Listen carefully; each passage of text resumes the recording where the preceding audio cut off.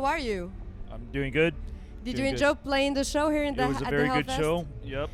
It was good. Yeah. No complaints. A lot of people there. So.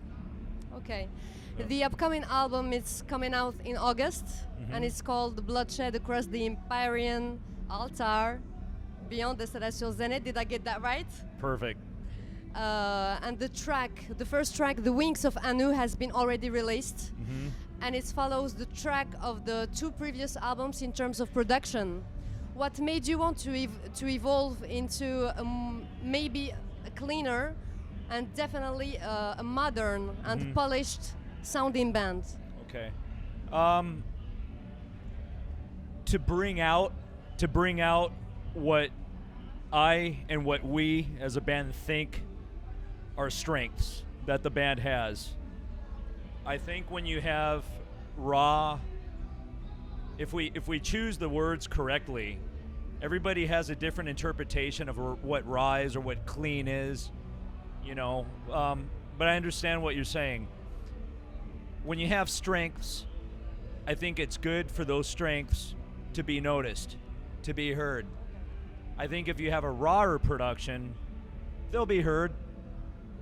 But long term, 10 years later, a cleaner production allows for, I think, an album to sustain the test of time. Okay. It can be a long, complex subject because we'd be getting into the psychology, how the brain works, time it needs to absorb, but it's to bring out the strengths, to enhance the strengths. And it also obligates you to be a better performer. Okay. And it works for Inquisition. Okay. So, in general, what's the most stressful and sensitive step in the production process for you? to maintain the honest feeling that was present when you were writing the album.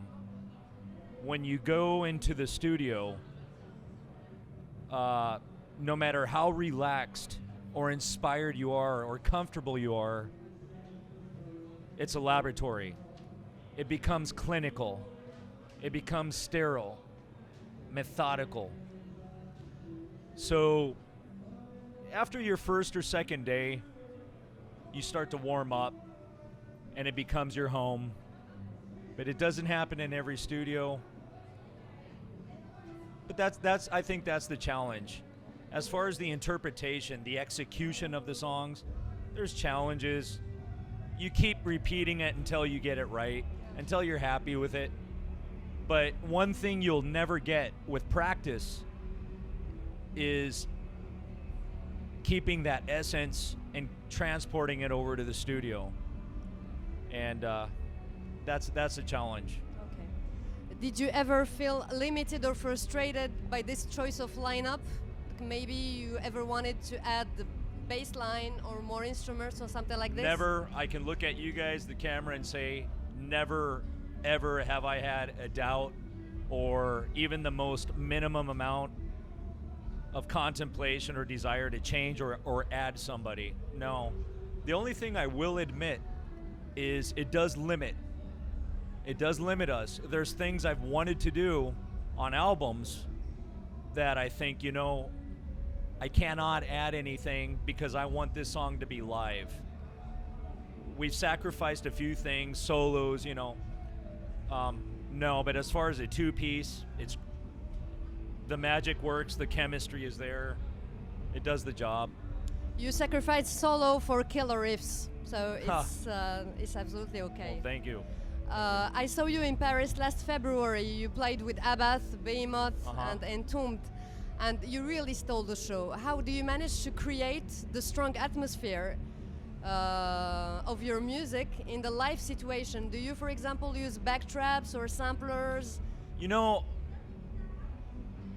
there's so many ways to answer that. But if I even forget for a moment I'm being interviewed and I really look introvertedly, I think it's the fact that as a listener myself, or a fan, or just somebody who enjoys this music passionately, I try to give myself Truly, honestly, what I want to give myself.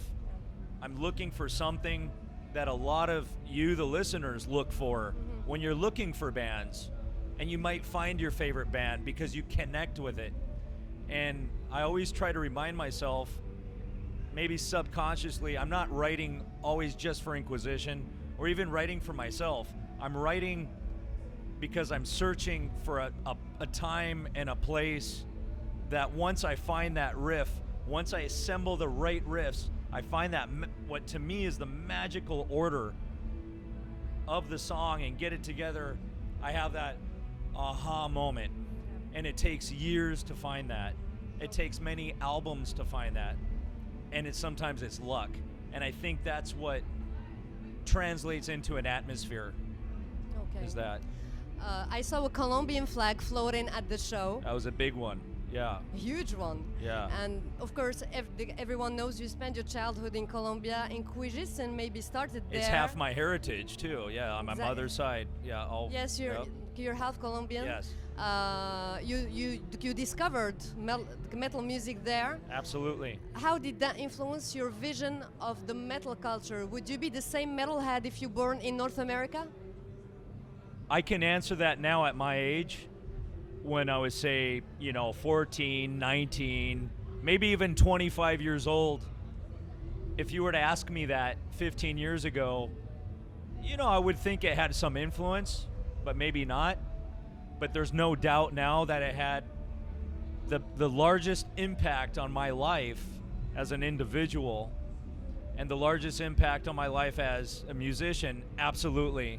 Because, first of all, not just because I lived in Colombia or I have some heritage from there, but the era that Colombia was living at the time made us, young generation of the 80s, just different. And then if you were a metalhead, then you were treated by the police and government like you were a terrorist.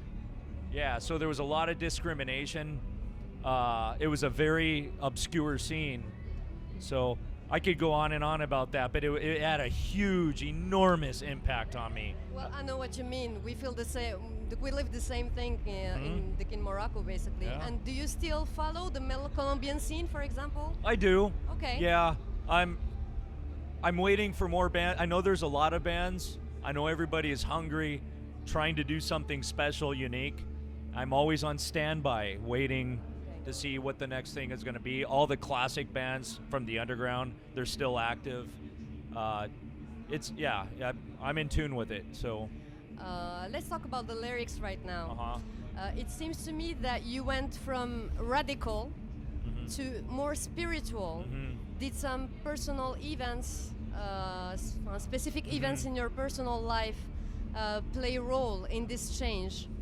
Well, nothing mysterious, deep, or profound happened to me that made me go on to something deeper. Okay, it was something I was looking for. Just like when I was speaking about the riffs or how does that atmosphere work? Well, I was probably, if we go back about 3 albums ago, counting the new one, if we go back to Obscure Verses. I'm sorry. Ominous Doctrines, 2009, 2010, when it was being written. I thought, even though I'm older, I've matured in some ways, I still find validity in the symbolism of what Satanism is, of what the force of Satan is. I still find it valid, but I need more meaning behind it. And it's coincidence. On my personal time, I'm obsessed with cosmology, the universe, not just pictures of it. I mean, like the physics of it. I'm no scientist. I'm very uneducated on the topic, but I try to understand it. The quantum mechanics of it, how the universe works on a scientific level, is magic itself. Real. We can quote see it. We can observe it, we can study it, it exists. The veil of darkness, what hides another reality that we cannot see, even with our third eye. It's there. It's real. In theory, the multiverse theory, it's real. It's proven now. So how much more deeper can you get than that? And it just fits beautifully. And on the newest album, I've thought, you know, it's nothing new, nothing original. I'm not looking for something original, but I wanted to blend a lot more than a lot of bands have done. Scientific theories, a little bit, and gracefully, artistically blend it. If we go back all the way to say what Samaria was at then. We will talk about it later. Animus Doctrines is a turning point in your discography, as far as I can see. The artwork changed at that time, the lyrics as well, but most amazingly, the sound sticks to the whole concept. So yeah, it's cosmic for whatever that means, and stellar. It sounds like this.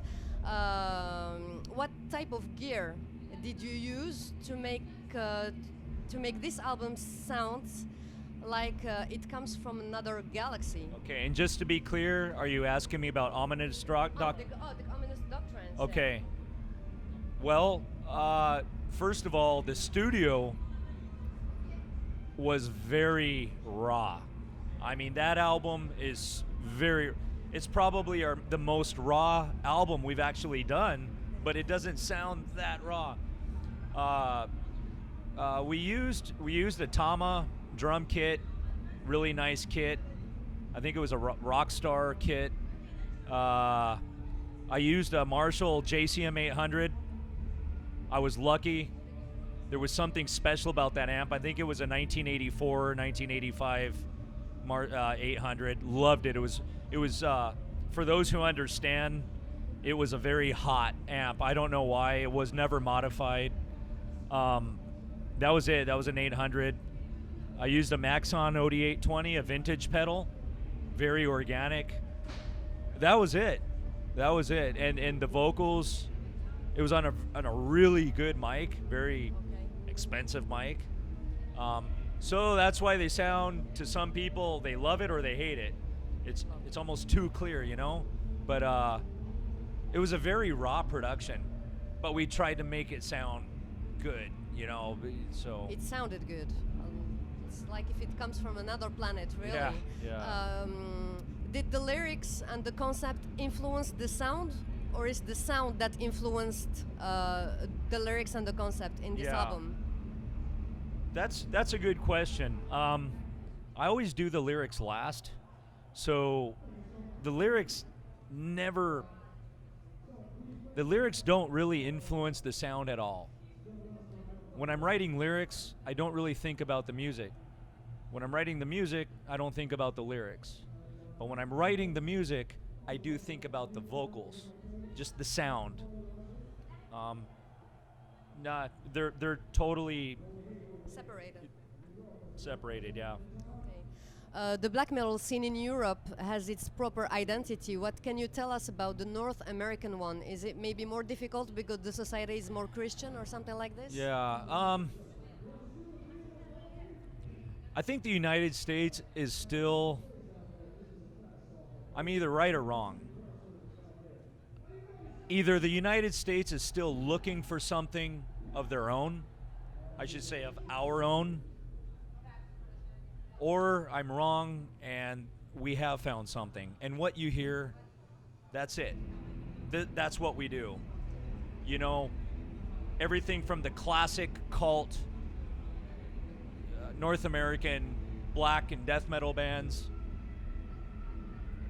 to all these odd subgenres that are coming out now. That's it. That's what we do. Does it lack identity? Does it sound like we're trying to do so many things that really we're not? At the end of the day, that's what we do. That's it. So, you know, like old Demon Seed, Profanatica, Incantation, to all these new bands I don't know anything about that are not black metal. Okay, so that's it. That's okay. I met an Egyptian girl this afternoon, and she was at your show in Cairo last February, which led to a huge polemic there. Yeah. And the organizer of the show, Nader Sadek, has been put in jail 2 weeks ago because he dared to organize a Sepultura concert that was cancelled, of course. Was that concert special for you? Did you feel that you were taking part in something dangerous and disturbing, playing in Muslim country? It took me back to 1986 in Colombia. It was exactly, I'll say it 3 times, exactly the same environment, the same sense of danger, the same sense like we were doing something wrong. We were not supposed to be doing that. Like the military or the police would show up any moment. That's how it felt. But I felt comfortable. I grew up in that environment. And I know that even if, say, military or police shows up, I know how to talk. I think I know the right thing. So that's my answer. It took me. It was nostalgic, and in essence, in the black metal essence, of course, it was special. It was very special. We talked about Anu, the ultimate Sumerian god. Yes. Did you visit the pyramids, and how did you feel in Egypt? Absolutely. It was my second time there. Okay. It was my second time. There's no words. There's no words to describe it. In fact, I would rather not say anything because everybody's going to say it's amazing. Everybody says it's amazing. And I want to say it's so amazing. There's nothing you can't add anything in 2 minutes that justifies what you feel, or what, especially if you know a little bit about history, it's not just a pile of rocks that were very difficult to construct or engineer. You're looking at something that, in the sense of time, is timeless, as if it were built yesterday. But when you understand the span of time, the concept of time, it's unbelievable. Finally, what do you have coming up in the near future? Well, in the near future, that's interesting to people. I think people get tired of just hearing about bands talk about their tours and their shows coming up. We have a new album coming out August 26th.